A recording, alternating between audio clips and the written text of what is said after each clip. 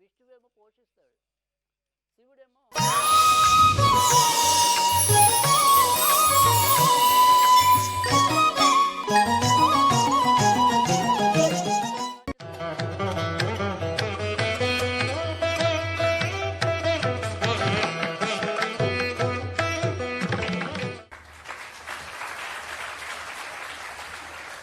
అలాగే చివరి సందేహం, ఒక ప్రశ్న.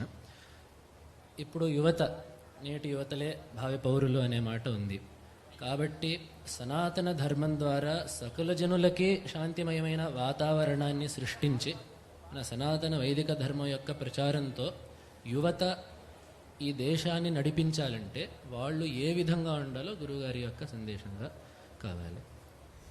ప్రతి ఒక్క మనిషి, చిన్నపిల్లల నుంచి యువత అందరూ కూడా చేయవలసినటువంటి మొట్టమొదటి పని ఏమిటి అనంటే తమ యొక్క వ్యక్తిత్వాన్ని ఉత్తమంగా మార్చుకోవాలి, ఉత్తమమైనటువంటి వ్యక్తిత్వాన్ని తెచ్చుకోవాలి. ఉత్తమమైనటువంటి వ్యక్తిత్వాన్ని తెచ్చుకోవాలి అనంటే దానికి శాస్త్రంలో చెప్పినటువంటి ఒక మార్గం ఏమిటి అనంటే ఆత్మావలోకన చేసుకోవాలి. ప్రత్యహం ప్రత్యవేక్షేత నరశ్చరితమాత్మనః కిన్ను మే పశుభిస్తుల్యం కిన్ను సత్పురుషైరీతి అని చెప్పారు. అంటే దీని యొక్క అర్థం ఏమిటి? ప్రతి మనిషి ప్రతిరోజు ఒకసారి తనను తాను పరిశీలించుకోవాలి. దీన్నే ఆత్మావలోకన, ఆత్మ పరిశీలన, ఆత్మవిమర్శ అని అంటారు. ఈ శబ్దాలతో చెప్తాం. అంటే ఎలా పరిశీలన చేసుకోవాలి అని అంటే ఇవాళ రోజు నేను చాలా పనులు చేశాను, ఈ పనులన్నీ కూడా ఎలాంటి పనులు? సత్పురుషులు చేసేటటువంటి పనులా, లేదంటే దుష్టులు అథవా పశువులు చేసేటటువంటి పనులా? ఎలాంటి పనులను చేశాను ఇవాళ రోజున నేను అనేటటువంటి విమర్శని ప్రతి ఒక్కరూ చేసుకోవాలి అని మనకి మన ధర్మం చెప్తోంది. ఇలా చేసుకోవడం వల్ల ఏమవుతుంది అనంటే మనలో ఉన్నటువంటి మంచి గుణాలు, మనలో ఉన్నటువంటి చెడు గుణాలు అన్నీ కూడా మన దృష్టిలోకి వస్తాయి, మన దృష్టికి వస్తాయి. ఎంత మంచి ఉంది, ఎంత చెడు ఉంది, రెండు కూడా మన దృష్టిలోకి వస్తాయి. వచ్చినప్పుడు ఏమవుతుంది అనంటే మంచి విషయాల్ని కాపాడుకోవాలి, ఇంకా పెంచుకోవాలి. ఏవైతే చెడు విషయాలు మన దృష్టిలోకి వచ్చినాయో, నేను ఇలా చేయకుండా ఉండాల్సింది, నేను చేసింది తప్పు అని ఏ విషయాలైతే మన దృష్టిలోకి వచ్చాయో వాటిని సరి చేసుకోవడానికి ఒక మార్గం అనేది మనకి ఏర్పడుతుంది. ఇలా ఆత్మవిమర్శ చేసుకున్నప్పుడు మన యొక్క వ్యక్తిత్వాన్ని మనం పెంచుకోవడానికి ఇది మనకి ఉపయోగపడుతుంది. ఇటువంటి ఆత్మ విమర్శని ప్రతిరోజు కూడా మనం చేసుకుంటూ ఉంటే ఒక ఉత్తమమైనటువంటి వ్యక్తిత్వ నిర్మాణం అనేది ప్రతి మనిషిలోనూ ఏర్పడుతుంది. ఇటువంటి పనిని చిన్నప్పటి నుంచి మనం చేస్తూ ఉండాలి, చేయగలగాలి. చేస్తున్నప్పుడు ఉత్తమమైనటువంటి వ్యక్తిత్వం మనలో ఏర్పడుతుంది. ఇది మొట్టమొదటి విషయం. ఇక్కడ ఏదైనా ఒక చెడు గుణం మనలో ఉన్నట్టుగా మన దృష్టికి వచ్చింది అన్నప్పుడు మొట్టమొదట మనం చేయాల్సిన పని ఏమిటో తెలుసా?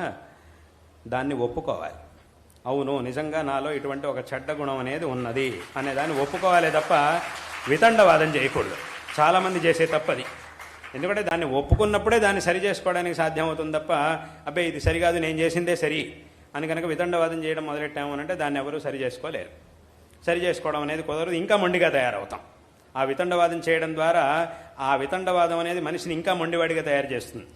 ఏం చేస్తుంది అంటే అంతకుముందైతే ఏదో తప్పు చేశాడు, కానీ ఇప్పుడు ఈ వితండవాదం చేసి తర్వాత ఎలా తయారవుతాడంటే చేస్తే తప్పే చేయాలి అన్నట్టుగా తయారైపోతాడు మనిషి. ఎందుకు చేయకూడదు, ఇలాగే చేస్తా నేను, ఎవడేమనుకున్నా సరే ఇలాగే చేస్తా నేను అనేటటువంటి ఆ మొండితనం మనిషికి వస్తుంది. కాబట్టి అది రాకుండా ఉండాలి అంటే ముందు ఆ తప్పు మన దృష్టికి వచ్చినప్పుడు మొట్టమొదటి దాన్ని ఒప్పుకోవాలి. ఆ ఒప్పుకున్న తర్వాత చేయవలసింది ఏమిటి అని అంటే ఒప్పుకుంటే అక్కడికి ఇంకా ఆ సరి చేసుకోవడంలో 90% అయిపోయినట్టే. ఇంకా మిగిలింది 10%. ఆ 10% ఏమిటి అని అంటే దాన్ని సరి చేసుకోవడం. ఒప్పుకుంటేనే అక్కడికి 90% అది సరైపోయినట్టే. అవును, నాలో ఫలానా తప్పుడు గుణం ఉంది, ఇది సరికాదు అని తెలుసుకుంటే అక్కడికి 90% సరైపోయినట్టే. ఇంకా మిగిలింది 10%. దాన్ని ఎలా దాన్ని అది ఆ 10% చేయాల్సింది ఏమిటంటే సరి చేసుకోవడం. సరి చేసేసుకున్నామంటే ఇంక అక్కడికి ఆ తప్పుడు గుణం నుంచి మనం బయటపడిన వాళ్ళం అవుతాం. ఈ విధంగా వ్యక్తిత్వాన్ని, ఉత్తమమైనటువంటి వ్యక్తిత్వాన్ని నిర్మాణం చేసుకునేటటువంటి పనిని ప్రతి ఒక్కరూ కూడా తప్పకుండా చెయ్యాలి. ఇది మొట్టమొదటి విషయం. ఇంకొకటి ఏమిటి అనంటే అందరికీ కూడా ఉన్నటువంటి కర్తవ్యాలు ఏమిటి అనంటే తమ యొక్క వైయక్తికమైనటువంటి అభివృద్ధి కోసం చేయవలసినటువంటి పనులు కొన్ని, అదేవిధంగా మనం ఏ కుటుంబంలో జన్మించామో, ఏ పరివారంలో అయితే మనం ఉన్నామో ఆ కుటుంబంలో పరంపరగా వచ్చినటువంటి ఆచరణలు, సంప్రదాయాలు, పనులు, అథవా ఆ కుటుంబానికి కావలసినటువంటి పనులు అవన్నీ చేయవలసినటువంటివి కొన్ని. ఇది రెండో పనులు. ఇంకా మూడవది ఏమిటి అనంటే, మనం ఏ సమాజంలో అయితే ఉన్నామో ఆ సమాజానికి మన వల్ల ఏదైనా ఉపకారం కలిగేట్టుగా మనం చేయవలసినటువంటి పనులు. అంటే మన వైయక్తికమైనటువంటి అభివృద్ధికి కావాల్సిన పనులు, మనం ఏ కుటుంబంలో అయితే ఉన్నామో ఆ కుటుంబం యొక్క అభివృద్ధికి కావాల్సినటువంటి పనులు, అదేవిధంగా ఏ సమాజంలో ఉన్నామో ఆ సమాజం యొక్క అభివృద్ధికి కావాల్సినటువంటి పనులు. ఇవి 3 రకాల పనులు ఉన్నాయి. వీటిని అందరూ కూడా చెయ్యాలి. అందులోనూ ఈ 3 పనులు మళ్ళీ 2 రకాలుగా ఉన్నాయి. ఏమిటి అంటే, లౌకికమైనటువంటి పనులు, మళ్ళీ ధార్మికమైన, ధార్మికమైన ఆధ్యాత్మికమైన రెండు ఒకటే. ధార్మికం ఆధ్యాత్మికం రెండింటికి ఒకేటే అర్థం. ఇప్పుడు ఉదాహరణకి మన యొక్క వైయక్తికమైన అభివృద్ధికి కావాల్సినటువంటి పనులు అన్నప్పుడు ఇవి 2 రకాలు. ఒకటి లౌకికమైనటువంటివి, ఒకటి ధార్మికమైనటువంటివి. లౌకికమైనటువంటి అభివృద్ధి పనులు అనంటే, లౌకికంగా మనం అభివృద్ధి చెందడానికి కావాల్సినటువంటి పనులు అనంటే, ఇప్పుడు చెప్పినట్టుగా మంచి గుణాలని పెంచుకోవడం, అదేవిధంగా చక్కగా చదువుకోవడం, మంచి అలవాట్లని పెంచుకోవడం, అదేవిధంగా చెడు అలవాట్లన్నింటినీ కూడా వదిలేయడం, ఇవన్నీ కూడా వీటిని చేయడం. ఇలా చేయడం ద్వారా ఏమవుతుంది అనంటే, మనకి లౌకికంగా మనం చాలా చక్కటి స్థితికి రాగలుగుతాం. అదేవిధంగా ధార్మికమైనటువంటి కార్యాలు అంటే మన యొక్క ఆత్మాభివృద్ధి కోసం చేయవలసినటువంటి ధార్మికమైన కార్యాలు అవేమిటవి అనంటే, ఇప్పుడు చెప్పినట్టుగా మనం చేయవలసినటువంటి అనుష్ఠానాలు, భగవదారాధన, ఈ భక్తి మార్గం, జ్ఞాన మార్గం, ఈ కర్మ మార్గం, భక్తి, మనం చేయవలసినటువంటి అనుష్ఠానాలు, చేయవలసినటువంటి ఆరాధనలు, ఇవన్నీ కూడా. కాబట్టి ఈ రకంగా 2 రకాలుగా ఉన్నాయి. అదేవిధంగా మన యొక్క కుటుంబం, ఏ కుటుంబంలో ఏ పరివారంలో అయితే మనం ఉన్నామో దాని యొక్క అభివృద్ధికి చేయవలసినటువంటి పనులు, అందులోనూ మళ్ళీ 2 రకాలు. ఏమిటి అంటే, మనం ఏ కుటుంబంలో అయితే ఉన్నామో, మన ఇంట్లో తల్లిదండ్రులు ఉన్నారు, పెద్దవాళ్ళు ఉన్నారు, అందరూ ఉన్నారు, మనకంటే పెద్దవాళ్ళు ఉంటారు, మనకంటే చిన్నవాళ్ళు ఉంటారు, వాళ్ళందరితో కూడా బాధ్యతగా నడుచుకోవడం, వాళ్ళకు కావలసినటువంటి పనులను చేయడం, మన వల్ల ఏమేమి పనులు అయితే జరగాల్సి ఉందో వాటిని, ఒక కుటుంబంలో ఒక మనిషిగా మన వల్ల ఏమేమైతే జరగాల్సిన ఉన్నాయో వాటన్నిటినీ కూడా మనం చేయడం, ఇది మన యొక్క బాధ్యత, ఒక కుటుంబంలో ఉన్నటువంటి వాళ్ళ యొక్క బాధ్యత. అందులోనూ మనల్ని చూసి నేర్చుకునేట్టుగా, మనల్ని చూసి వేరే వాళ్ళు నేర్చుకునేట్టుగా మనం ఉండడం, ఇది ఒకటి.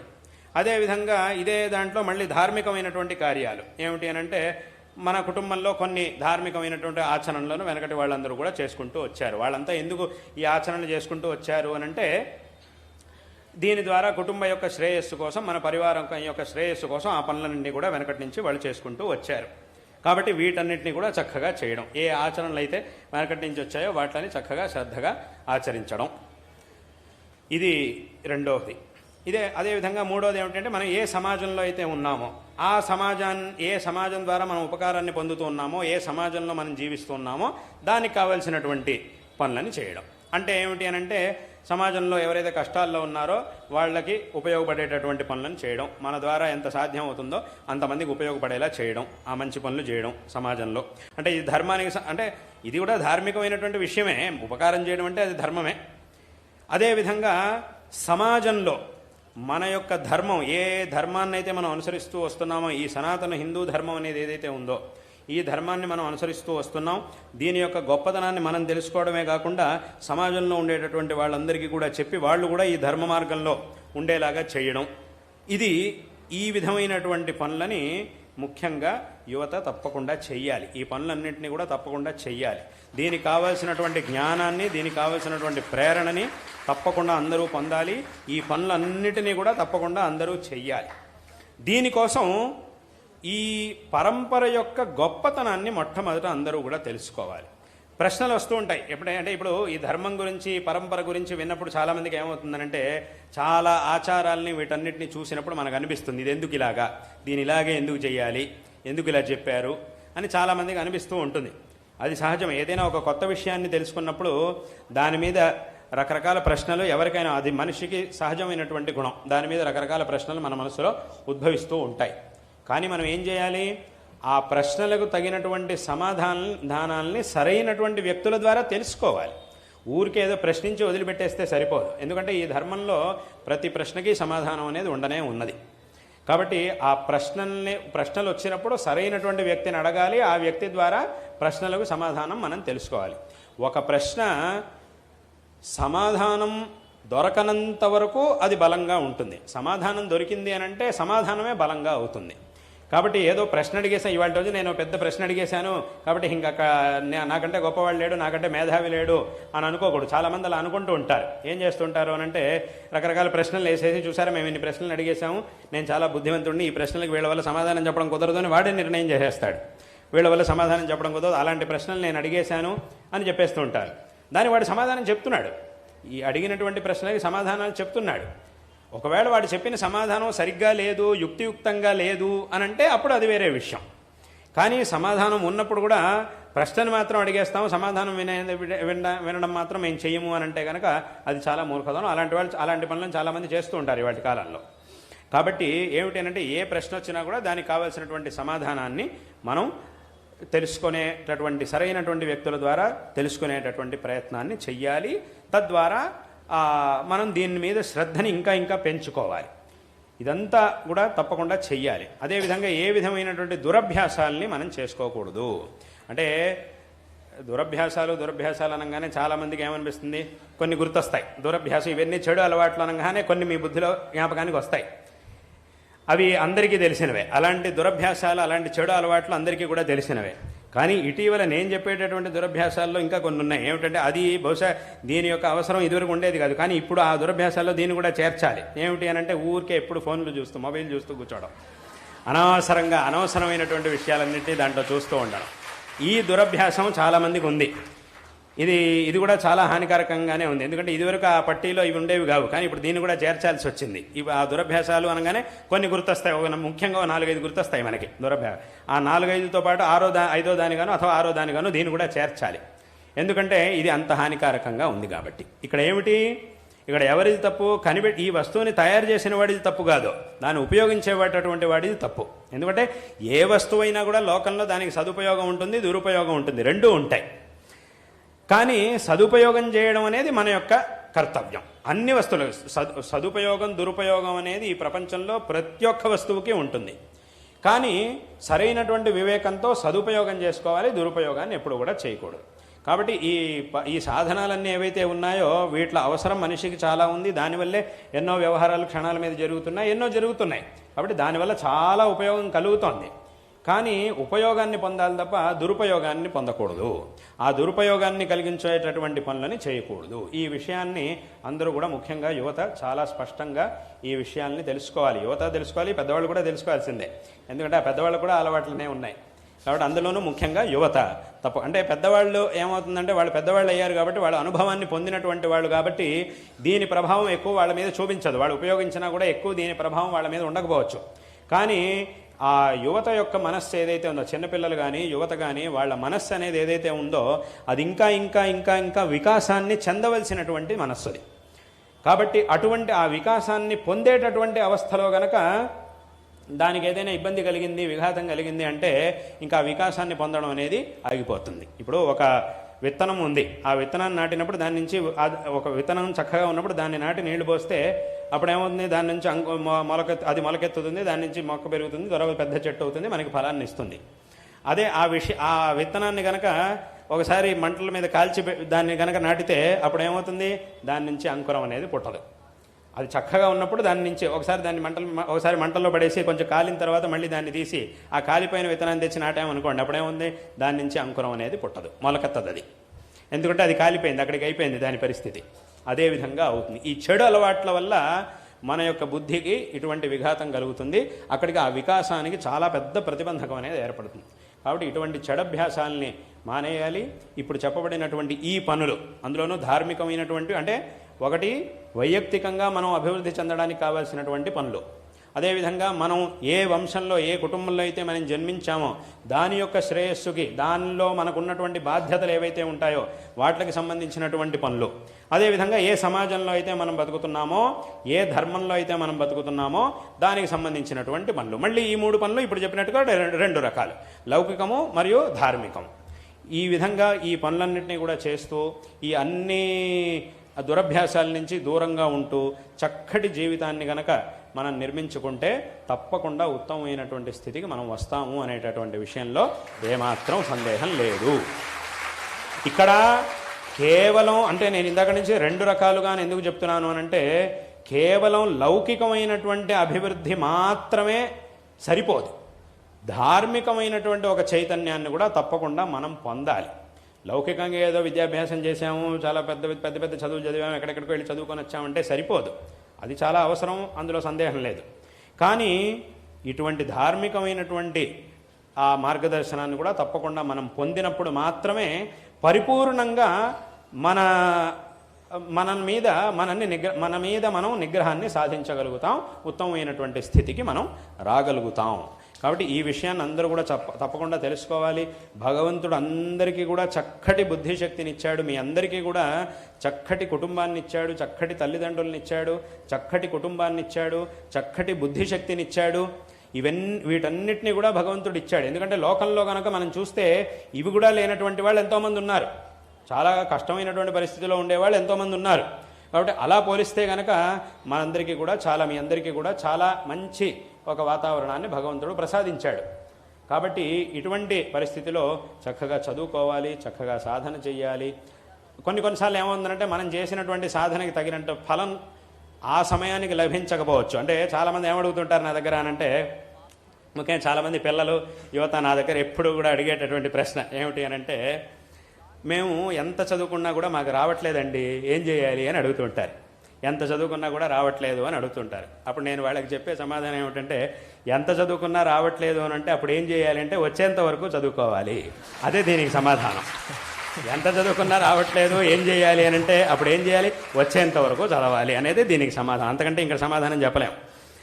అయితే ఏమవుతుందంటే కొంతమందికి ఒకసారి చదువుకుంటే వచ్చేస్తుంది, కొంతమందికి 4 సార్లు చదవాలి, కొంతమందికి 10 సార్లు చదవాలి, కొంతమందికి 15 సార్లు చదవాలి. ఆ 15 సార్లు చదవాల్సిన వాడికి 15 సార్లు చదివితేనే వస్తుంది వాడికి. ఒకసారి చదివితే వాడికి రాదు. 10 సార్లు చదివినా కూడా 15 సార్లు చదివితేనే వాడికి వస్తుంది. ఎందుకంటే వాడి సామర్థ్యం అది. ఈ సామర్థ్యం అనేది ఒక్కొక్కరికి ఒక్కో రకంగా ఉంటుంది. కాబట్టి ఎవరైనా కూడా వాళ్ళకు వచ్చేంత వరకు తప్పకుండా చదువుకుంటే, అందుకే ఇప్పుడు అంటే ఒక ఉదాహరణ ఏమిటి అంటే, ఇప్పుడు మనకి వెన్న రావాలి అని అంటే ఏం చేయాలి, మజ్జిగని చిలికితే దాని నుంచి వెన్న వస్తుంది. అక్కడ ఈ మజ్జిగని ఎంతసేపు చిలకాలి అని ప్రశ్న అడిగితే దానికి ఏమిటి సమాధానం? 1 సారైనా 2 సార్లైనా 3 సార్లైనా 4 సార్లైనా ఏం చెప్పాలి సమాధానం? వెన్న వచ్చేంతవరకు చిలుగుతూనే ఉండాలి. అదే దాని సమాధానం. అంతకంటే ఇక్కడ ఇంకో సమాధానం చెప్పడమే కుదరదు. అది వచ్చేంత వరకు చేయాల్సిందే ఆ పనిని. అదేవిధంగా ఈ చదువు అనేది ఏదైతే ఉందో అది కూడా అంతే, వచ్చేంత వరకు చదువుకోవాలి. అలాగని ఎన్నిసార్లు 100 సార్లు చదివినా కూడా రాదు అనేంత మందబుద్ధులు ఎవరు లేరు కదా ఇక్కడ.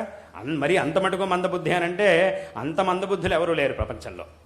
100 సార్లు చదువుకున్నా కూడా రాదు అనేంత మందబుద్ధులు అయితే ఖచ్చితంగా ఉండరు. తప్పకుండా వస్తుంది. తప్పకుండా చదువుకుంటే తప్పకుండా వస్తుంది. దృష్టి పెట్టి చక్కగా చదువుకుంటే, ఆ ప్రయత్నం చేస్తే తప్పకుండా వస్తుంది. కొన్నిసార్లు కొంతమందికి ఎక్కువ ప్రయత్నం చేయాల్సి వస్తుంది. అంతే ఒక చిన్న కథ ఉంది. ఒకసారి ఒక ఊరుంది. ఆ ఊళ్ళో 2 స్నేహితులు ఉన్నారు. వాళ్ళిద్దరూ పక్కపక్కనే వాళ్ళకే పెద్ద ఏదో అక్కడక్కడ చిన్న పనులు చేసుకొని దానివల్ల ఎంత డబ్బు వస్తే దాంతో ఏదో ఉన్న దాంట్లో పెద్ద ధనవంతులేం కాదు, ఏమీ లేదు, ఉన్నదానికి కొన్నిసార్లు ఉన్నదానికే సరిపోదు. అటువంటి పరిస్థితి. వాళ్ళు 2 ఇళ్ళు ఉండేవి. ఇద్దరు పక్కపక్కన చిన్న ఇళ్ళని కట్టుకున్నారు. ఒకసారి ఏమైంది అంటే ఉన్నట్టుండి ఎవరో ఒక మహాయోగి ఆయన ఆ ఊళ్ళోంచి అలా వెళ్తున్నాడు, వీళ్ళ ఇంటి ముందు నుంచి అలా వెళ్తున్నాడు. ఏదో సందడి వినిపిస్తోంది, జనాలంతా వచ్చి ఆయన చూస్తూ ఉన్నారు. అప్పుడు ఏమైంది అంటే ఎవరో వచ్చినట్టు ఉన్నారు, ఏదో జనాలంతా వచ్చారు, ఏమైంది అని చెప్పి వీళ్ళిద్దరు ఇంటి నుంచి బయటకు వచ్చి చూస్తూ ఉన్నారు. చూస్తుంటే ఆయన పాటికి ఆయనలా వెళ్తున్నాడు. కొంతమంది ఏమో ఆయన చూసి దండాలు పెడుతున్నారు, కొంతమంది ఏమో మామూలుగా నుంచొని చూస్తున్నారు. అలా రకరకాలుగా జనాలు వాళ్ళ పాటు వాళ్ళు ఏదేదో చేస్తున్నారు. ఈయన మాత్రం వాళ్ళవన్నీ పట్టించుకోకుండా అలా వెళ్తున్నాడు. వీళ్ళిద్దరు ఇంటి ముందుకు వచ్చి రాగానే అది ఆయనకి ఏమనిపించిందో తెలియదు కానీ వీళ్ళిద్దరి వైపు చూశాడు. చూసి ఏమన్నాడు అనంటే, మీ ఇద్దరు కట్టుకున్న చిన్న ఇళ్ళు ఏవైతే ఉన్నాయో వీట్ల కింద పెద్ద నిధి ఉంది. ఇంత పెద్ద నిధి ఉన్నప్పుడు ఎందుకు మీరిద్దరు ఇంత దారిద్ర్యంలో జీవిస్తున్నారు? ఆ నిధిని తీసుకుంటే మీరు చక్కగా సుఖంగా ఉండగలుగుతారు, ఆ పని చేయండి అని చెప్పేసి వెళ్ళిపోయాడు. చెప్పేసి ఇంకేం మాట్లాడకుండా ఇంత మాత్రం చెప్పేశాడు, వెళ్ళిపోయాడు. వెళ్ళంగానే వీళ్ళిద్దరు ఆలోచనలో పడ్డారు. పెద్ద నిధి ఉందంటే ఎవరొద్దంటారు? కాబట్టి వీళ్ళిద్దరు కూడా చాలా ఆనందపడ్డారు, చాలా ఆలోచించారు. కానీ ఏమిటి ఇలా చెప్పాడు, నిజంగా అలా నిధి ఉందా లేదా? ఇప్పుడు ఈ నిధి కోసం ఇంటిని పడగొట్టాలి, చివరిగా దొరకలేదు అంటే ఉన్న ఇల్లు కూడా పోతుంది, ఇప్పుడు ఏం చేయాలి అని వీళ్ళిద్దరూ చాలా సందేహంలో పడ్డారు. ఏం చేయాలి నిజంగా ఈయన నమ్మచ్చా? ఈయన ఏమైనా పిచ్చివాడా, లేదంటే నిజంగానే చెప్తున్నాడా, నిజంగానే తెలిసినవాడా, పిచ్చివాడా, ఏమిటి ఇప్పుడు నమ్మాలా వద్దా అని చాలా ఆలోచనలో పడ్డారు. చాలామందిని అడిగారు, ఇప్పుడు ఏం చేయమంటారు మమ్మల్ని? అప్పుడు చాలామంది ఏం చెప్పారు అనంటే, లేదు ఆయన మాటలను అలా ఊరికే తీసేయడానికి వీల్లేదు, ఆయన చాలా గొప్పవాడు, ఆయన పెద్ద జ్ఞాని, నిజంగా ఏదైనా చెప్పాడంటే అది తప్పకుండా జరుగుతుంది, కాబట్టి మీరు అక్కడ తవ్వి చూస్తే మీకు నిధి దొరుకుతుంది అని చెప్పారు. సరే అలాగైతే ఓ ప్రయత్నం చేద్దామని చెప్పి ఏం చేశారంటే అక్కడ ఇంటినంతా తీసేసి తవ్వడం మొదలెట్టారు. ఇద్దరూ కలిసి తవ్వడం మొదలెడుతున్నారు. వాడి ఇంటి దగ్గర వాడు, వీళ్ళ ఇంటి కింద వీడు, ఇద్దరు ఒకేసారి తవ్వడం మొదలెట్టారు. ఇద్దరికి ఒకే బలం, ఇద్దరు తవ్వడం మొదలెట్టారు, ఒకే రకంగా పనిచేస్తున్నారు. ఒకడు 10 అడుగులు తవ్వాడు, ఇద్దరు కలిసి 10 అడుగుల వరకు తవ్వారు. ఒకడికి నిధి దొరికింది, చాలా నిధి అక్కడ దొరికేసింది. చాలా సంతోషపడ్డాడు. వెంటనే చెప్పాడు నాకు నిధి దొరికేసింది అని చెప్పి నిధిని తీసుకున్నాడు. ఆ నిధిని అంతా తీసుకుని ఇంక ఇక్కడ ఉండాల్సిన పని లేదు, హాయిగా నేను ధనవంతుడిగా ఎక్కడో బతుకుతానని చెప్పి హాయిగా అక్కడి నుంచి వెళ్ళిపోయాడు. కానీ రెండో వాడికి మాత్రం దొరకలే. అప్పుడు వీడేం చేశాడు, అదేమిటి వాడి 10 అడుగులకి దొరికింది కదా, నాకు దొరకలేదేమిటి అని చెప్పి వీడేం చేశాడు అంటే ఇంకో 2 అడుగులు తవ్వాడు. చూద్దాం ఇంకొంచెం చూద్దాం అని చెప్పి ఇంకో 2 అడుగులు తవ్వాడు, దొరకలా. ఇంకో 2 అడుగులు తవ్వాడు, దొరకలా. ఇంకో 2 అడుగులు తవ్వాడు, దొరకలా. 15 దాటిపోయింది, 16 అడుగులు తవ్వేశాడు, ఇంకా ఏమీ దొరకలేదు. ఇంకో 4 అడుగులు తవ్వాడు, అయినా కూడా దొరకలే. 10 అడుగుల కంటే ఎక్కువ ఇంకో రెట్టిమో 20 అడుగులు తవ్వాడు, అయినా కూడా ఏమీ దొరకలేదు. 22 అడుగులు తవ్వాడు, అయినా కూడా వాడికి ఏమీ దొరకలేదు. ఇంకా వాడు చాలు ఇంకా అయిపోయింది, ఏదో ఆయన ఏదో చెప్పాడులేండి, ఎంత పెద్ద యోగి అయినా కూడా చెప్పినవన్నీ కూడా ఎక్కడ నడుస్తాయి, ఏదో వాడికి నడిచింది తప్ప నాకు అది నిజంగా జరగలేదు, సర్లే పోన్లే వాడికి దొరికింది నాకు దొరకలేదు, ఇంక ఇదంతా ఈ ప్రయత్నం చేయడం వ్యర్థం అని చెప్పి వదిలేశాడు. అయినా కూడా చూద్దామని చెప్పి ఇంకో అడుగు తవ్వాడు, అయినా దొరకలేదు. అక్కడ మొత్తం 23 అడుగులు తవ్వాడు, అయినా దొరకలేదు. ఇంకా చాలు అని చెప్పి వదిలేశాడు. వదిలేసి మళ్ళీ దానంతా పూర్తి చేసి మళ్ళీ పాత ఇంటినే మళ్ళీ కట్టుకున్నాడు, అక్కడే ఉన్నాడు. కానీ నిజం ఏమిటి, ఇంకొక 2 అడుగులు ఎల్లుంటే వాడికి దొరికినటువంటి నిధి కంటే 4 రెట్లు ఎక్కువ నిధి వీడింటికి ఉండింది. దానికంటే కూడా నిజంగా 4 రెట్లు ఇక్కడ ఉండింది. కాబట్టి వీడు ఎక్కువ తవ్వినందుకు వీడి శ్రమ ఎక్కడ వృధా పోవట్లేదు, ఇంకా ఎక్కువ నిధే వాడికి దొరికేటటువంటి అవకాశం ఉండింది. కానీ అది ఎందుకు దొరకలేదు వీడికి అంటే వీడి ప్రయత్నాన్ని మానుకోవడం వల్ల అది ఆగిపోయింది. ఆ ప్రయత్నాన్ని మానుకోవడం వల్ల వీడికి ఫలితము దొరకలేదు, మళ్ళీ జీవితం మొత్తం దారిద్ర్యంలోనే జీవించాల్సి వచ్చింది. అంటే అక్కడికి ఏమైంది, ఈ ప్రయత్నానికి అంత బలం అనేది, ప్రయత్నాన్ని తప్పకుండా మనం చెయ్యాలి ఫలం దొరికేంత వరకు. అంటే సరైనటువంటి మార్గంలో, ఏ మార్గంలో వెళితే నాకు ఫలం దొరుకుతుంది అనే విషయాన్ని మొట్టమొదట ప్రామాణికులైనటువంటి వ్యక్తి నుంచి స్పష్టంగా నిర్ణయించుకొని ఆ తర్వాత మనం దాంట్లో దిగాము అనంటే ఫలం దొరికేంత వరకు ప్రయత్నం చేయాల్సిందే, చేస్తూనే ఉండాలి. ముందు సరైనటువంటి మార్గాన్ని నిర్ధారించుకోవాలి మొట్టమొదట. అలాగని ఏది పెడితే దాంట్లో అనవసరంగా ప్రయత్నాలు చేయకూడదు. సరైనటువంటి మార్గం ఏది అనేదాన్ని పెద్దల నుంచి నిర్దేశం తీసుకొని నిర్ణయం చేసుకొని ముందు దాంట్లోకి దిగాలి. ఆ తర్వాత ఫలం దొరికేంత వరకు ప్రయత్నించాలి. కాబట్టి చదువుకోవాలి, ఎంత చదువుకున్నా రావట్లేదు అంటే దాని అర్థం ఏమిటి, చదువుకుంటే తప్పకుండా రానే వస్తుంది. కాబట్టి అప్పుడు ఏం చేయాలంటే వచ్చేంత వరకు చదువుకోవాలి. ఇలా వచ్చేంత వరకు చక్కగా చదువుకొని చక్కగా అందరూ కూడా గొప్పవాళ్ళు అవ్వాలి. అందరికీ కూడా జీవితం అనేది తప్పకుండా ఒక మంచి అవకాశాన్ని ఇస్తుంది. కాబట్టి అందరూ కూడా ఈ ప్రయత్నాన్ని చక్కగా చెయ్యాలి. పెద్దవాళ్ళు, తల్లిదండ్రులు, విశేషంగా తల్లిదండ్రుల విషయంలో చాలా శ్రద్ధాభక్తులతో ఉండాలి, చాలా గౌరవంతో ఉండాలి అందరూ కూడా. అంటే తల్లిదండ్రుల దగ్గర ఊరికే అనవసరంగా నువ్వేంటి నాకు చెప్పేది, నీకేం తెలుసు అని అలా వాదించకూడదు. ఒకవేళ నిజంగా వాళ్ళకి విషయం తెలియకపోయినా చెప్పేటటువంటి భాషా విధానం ఒకటి ఉంటుంది. వాళ్ళ దగ్గర గౌరవంగా చెప్పాలి. గౌరవంగా చెప్తే తప్పకుండా వాళ్ళు ఒప్పుకుంటారు. ఎందుకు ఒప్పుకోరు? నువ్వు చెప్పాల్సినటువంటి రీతిలో వాళ్ళకి కనుక చెప్తే అప్పుడు వాళ్ళు కూడా తప్పకుండా ఒప్పుకుంటారు. అదంతా వదిలేసి ఊరికే అనవసరంగా వాళ్ళని నేనేదో చేయొద్దన్నారు అన్నంత మాత్రాన వాళ్ళ మీద ద్వేషం పెంచేసుకొని వాళ్ళని చేస్తూ అలా చేస్తే మాత్రం అది చాలా పెద్ద పొరపాటు. ఎందుకంటే వాళ్ళు కూడా కోరుకునేది పిల్లల శ్రేయస్సే కదా. అయితే వాళ్ళకు ఒక భయం ఉంటుంది. ఎంతైనా పిల్లలు, వీళ్ళు ఎంత పెద్దవాళ్ళైనా కూడా తల్లిదండ్రులకి పిల్లలే కాబట్టి ఎక్కడైనా వీళ్ళు తెలియక పాపం తప్పుడు అడుగులు వేసేస్తారు. ఎందుకంటే చిన్నప్పుడు ఎన్నోసార్లు అలా తప్పుడు అడుగులు వేయబోయేటప్పుడు వీళ్లే కదా ఎన్నోసార్లు కాపాడింది. ఎన్నోసార్లు చిన్నపిల్లలుగా ఉన్నప్పుడు తెలియనటువంటి పరిస్థితిలో ఏదైనా తప్పుడు అడుగులు వేసే పరిస్థితిలో వాళ్ళని అలా జరగకుండా కాపాడుకుంటూ వచ్చింది వీళ్లే కదా. కాబట్టి వాళ్ళు ఇప్పుడు పెద్దవాళ్ళు అయ్యారనేది వేరే విషయం అనుకోండి. చిన్నప్పుడులాగా తప్పుడు అడుగులు వేయకపోవచ్చు, కానీ వీళ్ళకి తల్లిదండ్రులు పెద్దవాళ్ళు అవుతున్నారు, వాళ్ళు పెద్దవాళ్ళు అవుతున్నారు, వీళ్ళు పెద్దవాళ్ళు అవుతున్నారు. కాబట్టి ఏమవుతుందంటే ఇప్పటికి కూడా వాళ్ళు చిన్నపిల్లలాగే చూస్తుంటారు. ఆ భావన అనేది పిల్లల మీద ఉండనే ఉంటుంది. కాబట్టి అదొక భయం ఉంటుంది వాళ్ళకి. ఇప్పుడైనా ఎక్కడైనా పొరపాటు ఏమైనా తప్పుడు అడుగులు వేస్తారేమో అనే భావనతో వాళ్ళు జాగ్రత్త కొద్దీ చాలా విషయాలు చెప్తారు. ఇదంతా ఎందుకులే వద్దులే అని కొన్నిసార్లు అనొచ్చు. కానీ వాళ్ళకి గనక ఇలా వెళ్తే ఏమీ జరగదు, మంచిదే అనేటటువంటి ధైర్యాన్ని వాళ్ళకి తెచ్చేట్టుగా వాళ్ళకి ఈ విషయాన్ని అర్థం చేయించగలిగితే అప్పుడు తప్పకుండా వాళ్ళు మాత్రం ఎందుకు కాదంటారు. మంచిదే జరుగుతుంది అన్నప్పుడు వాళ్ళు కోరుకునేది మంచే కాబట్టి మంచిదే జరుగుతుంది అని అంటే తప్పకుండా వాళ్ళు కూడా కాదనరు. కాబట్టి దీన్ని అంటే ఆ కళ మనకే రావాలి, పిల్లలకు ఉండాలి. అటువంటి అది ఎలా చేయాలి అనేటటువంటి ఆ సామర్థ్యం ఆ చాతుర్యాన్ని పిల్లలే తెచ్చుకోవాలి.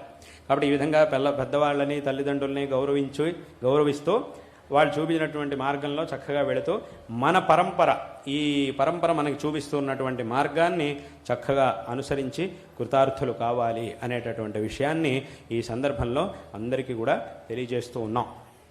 ఈ ధర్మం యొక్క విషయంలో ఎప్పుడూ కూడా అందరూ దృఢమైనటువంటి జ్ఞానాన్ని పొంది ఉండాలి. ఎప్పుడూ కూడా ఈ ధర్మాన్ని వదలకూడదు. ఎవ్వరూ కూడా ఈ ధర్మాన్ని వదిలేటటువంటి ఆలోచన ఎప్పుడూ కూడా చేయకూడదు. దీని మీద రకరకాల ప్రశ్నలు రావచ్చు, రకరకాల మనుషులు దీని మీద మనకి ప్రశ్నలు వచ్చేట్టుగా చేయొచ్చు, మన ధర్మం మీదే మనకి ద్వేషం కలిగేట్టుగా రకరకాల మనుషులు చేయొచ్చు, అలాంటి ప్రయత్నాలు చేయొచ్చు. కానీ ఇది నిజంగా గనక అంత ఉత్కృష్టమైన ధర్మం కాకపోతే ఇన్ని సంవత్సరాలు, ఇన్ని లక్షల వేల సంవత్సరాల నుంచి, వేల లక్షల సంవత్సరాల నుంచి ఇంత దృఢంగా ఉండడానికి సాధ్యమే కాదు. ఇది ఇంత దృఢమైనటువంటిది, ఇంత ఉత్తమమైనటువంటిది కాబట్టే ఇన్ని ఆక్రమణలు దీని మీద జరుగుతూ ఉన్నా కూడా ఇవాళకి ఇంత దృఢంగా నిలబడి ఉన్నది. కాబట్టి దీన్ని అందరూ కూడా చక్కగా తెలుసుకోవాలి. విశేషంగా మన శాస్త్రములు మనకేం చూపిస్తున్నాయో, విశేషంగా జగద్గురు శ్రీ ఆదిశంకర భగవత్పాదాచార్యుల వారు ఇవాళ రోజున ఈ ధర్మం అనేది ఇంత దృఢంగా నిలబడింది అంటే దానికి కారణం శంకరాచార్యుల వారు. అందులో ఆ విషయంలో ఏ విధమైనటువంటి సందేహము లేదు. అంటే శంకరాచార్యుల వారు అవతరించి ఈ ధర్మాన్ని సంస్థాపన చేసిన తర్వాత కాలంలో ఇంకా చాలామంది మహాపురుషులు వచ్చారు. వాళ్ళంతా కూడా ఈ ధర్మాన్ని ప్రచారం చేశారు, వాళ్ళ విధానాల్లో ఈ ధర్మాన్ని ప్రచారం చేశారు. కానీ ఒకవేళ శంకరాచార్యుల వారు కనుక ఈ ధర్మాన్ని ఉద్ధరించకపోయి ఉంటే తర్వాత కాలంలో వచ్చినటువంటి వాళ్ళు కూడా ఇదేమీ చేయలేకపోయేవాళ్ళు. శంకరులు ఈ ధర్మానికి ఒక మార్గాన్ని చూపించారు కాబట్టే, దీన్ని ఉద్ధరించారు కాబట్టే తర్వాత కాలంలో వచ్చినటువంటి వాళ్ళకి దీన్ని ప్రచారం చేయడానికి, వాళ్ళ మార్గాల్లో దీన్ని ప్రచారం చేయడానికి వాళ్ళకు ఒక అవకాశం అనేది లభించింది. కాబట్టి మొట్టమొదట మనం స్మరించాల్సింది శంకరాచార్యుల వారిని, ఆదిశంకర భగవత్పాదాచార్యుల వారిని. కాబట్టి వారు చూపించినటువంటి మార్గాలు, వారు ఉపదేశించినటువంటి విషయాలు, వీటన్నిటిని కూడా చక్కగా మన జీవితంలో ఆదర్శంగా తీసుకొని, ఉపదేశంగా తీసుకొని ఆ మార్గంలో వెళ్ళి మనం ఈ జీవితాన్ని సార్థకపరుచుకోవాలి అనేటటువంటి విషయాన్ని అందరికీ కూడా మరొకసారి ఈ సందర్భంలో తెలియజేస్తూ మీ అందరికీ కూడా నారాయణ స్మరణపూర్వకమైనటువంటి ఆశీర్వాదాలను తెలియజేస్తూ ఉన్నాం. శారదా చంద్రమౌళీశ్వరుల యొక్క, మా గురువరేణ్యుల యొక్క పరిపూర్ణమైనటువంటి అనుగ్రహం మీ అందరి యందు సదాకాలం ఉండుగాక, తద్వారా అందరికీ కూడా సకల శ్రేయస్సులు లభించుగాక అని ఈ సందర్భంలో ఆశీర్వాదాలను తెలియజేస్తూ ఉన్నాం. ఇవాటి రోజున ఉన్నటువంటి అంటే ఈ ధర్మము, దీనికి సంబంధించినటువంటి విషయాలు చాలా విస్తృతమైనటువంటి విషయాలు, ఇవేవో ఊరికే కాసేపట్లో పూర్తి చేసే విషయాలు కావు. ఇప్పుడు ఇవాళ రోజున చాలామందికి చాలా వచ్చినటువంటి సందేహాల్లో కొన్ని ప్రశ్నలు, సందేహాలకి ఉన్న దాంట్లో ఉన్న సమయంలో సమాధానాలు చెప్పడం జరిగింది. అయితే అలాగని ఇంకా వేరే ప్రశ్నలు ఏవో దీని మీద కూడా రకరకాల ప్రశ్నలు చాలామందికి రావచ్చు. ఇంతవరకు ఏం విన్నారో దాని మీద రకరకాల ప్రశ్నలు ఇంకా రావచ్చు మనస్సులో. అయితే ఒకసారి మాట చెప్పేటప్పుడే అన్ని ప్రశ్నలకి సమాధానాలతో సహితంగా అన్నింటినీ చెప్పడం అనేది సాధ్యం కాదు, ఎందుకంటే చాలా పెద్ద విషయం కాబట్టి. ఇప్పుడు దొరికినటువంటి ఈ సమయంలో కొన్ని విషయాలన్నిటి కూడా సమాధానాలు చెప్పడం జరిగింది. ఇంకా ఏమైనా సందేహాలు అవన్నీ ఉంటే కనుక వేరే విధంగా దానికి కావాల్సినటువంటి ఏర్పాట్లు కానీ, అథవా ముందు భవిష్యత్తులో ఎప్పుడైనా కూడా మళ్ళీ దీనికోసం ఒక సమయాన్ని కేటాయించి కావాల్సినటువంటి సందర్భంలో మళ్ళీ ఈ విషయాల్ని గురించి ఇంకా ఆలోచించవచ్చు.